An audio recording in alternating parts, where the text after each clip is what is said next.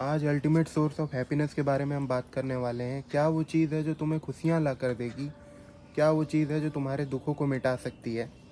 इंसान हमेशा इसी खोज में परेशान रहता है, पर इंसान अपने इस खोज में एक बहुत बड़ी गलती ये करता है कि वो चीज़ों के अच्छे और बुरे होने से रिलेटेड जो भावनाएं फील करता है, उसे पहचानने में बहुत बड़ी गलती कर देता है। इंसान के परिभाषाओं के हिसाब से जो उसे लगता है कि एग्जिस्टेंस है, क्या चीज़ें एग्जिस्ट कर रही हैं, क्या भावनाएं हैं, उसमें और रियलिटी में जो एग्जिस्टेंस होता है, उसे वो कभी पहचान ही नहीं पाता है।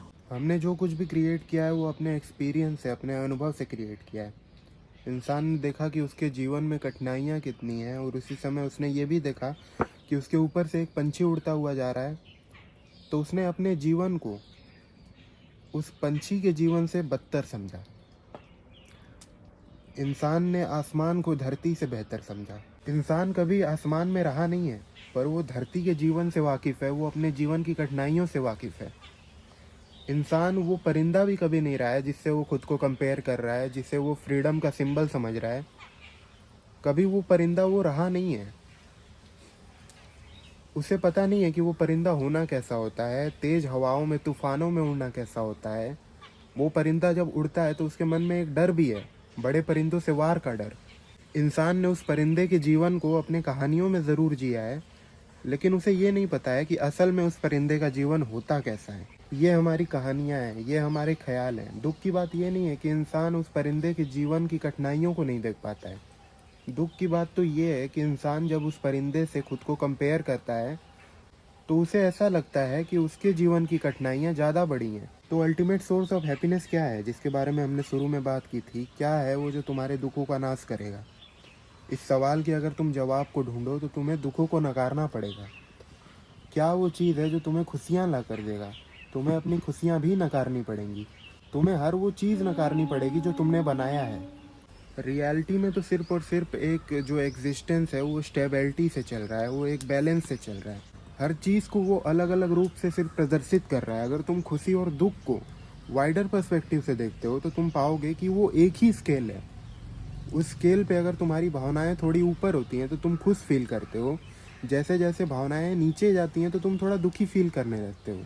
उस स्केल के अगर बीच वाले भाग के नीचे तुम्हारी भावनाएं चली जाती हैं तो तुम उसे दुख का नाम दे देते हो। पर एट द एंड वो स्केल तो एक ही है। एक ही लाइन पे तुम्हारी भावनाएं कभी थोड़ी ऊपर होती हैं, कभी नीचे होती हैं। थोड़ी नीचे होती हैं तो तुम दुखी होते हो, थोड़ी ऊपर होती हैं तो तुम खुश होते हो।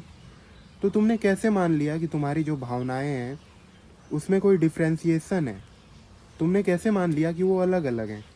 सब कुछ एक ही है। तुम खुद को क्यों किसी और से नापते हो? तुम खुद को क्यों उस परिंदे से नापते हो? वो भी एग्जिस्ट कर रहा है, तुम भी एग्जिस्ट कर रहे हो। इस जीवन से परे, इस आसमान से परे जो दुनिया है, वहाँ भी चीज़ें एग्जिस्ट कर रही हैं।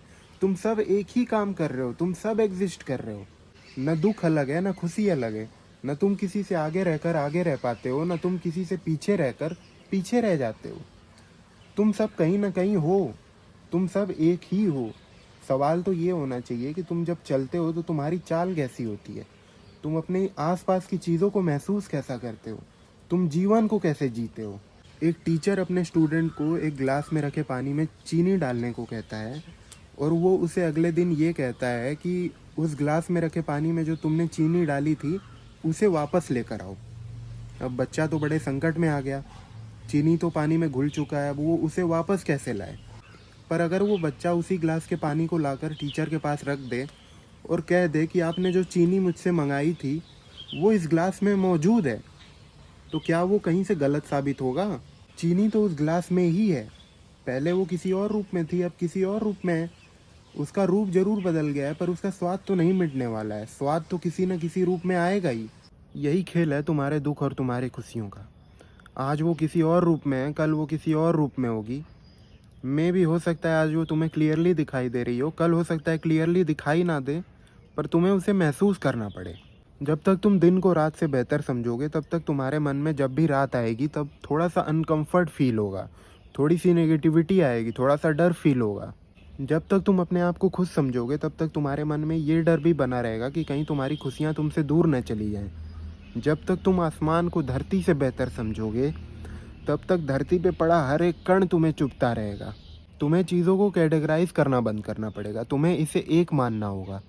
जब तुम दुख में दुखी ही नहीं फील करोगे, खुशी में तुम खुश ही नहीं होगे, जब तुम इसके अलग अलग होने के पैटर्न को नकार कर इसे एक समझने लगोगे, इसके आने और जाने के पैटर्न को समझने लगोगे, तब तुम्हारे मन से धीरे धीरे करके इसके आने या जाने के डर से भी मुक्ति मिलने लगेगी।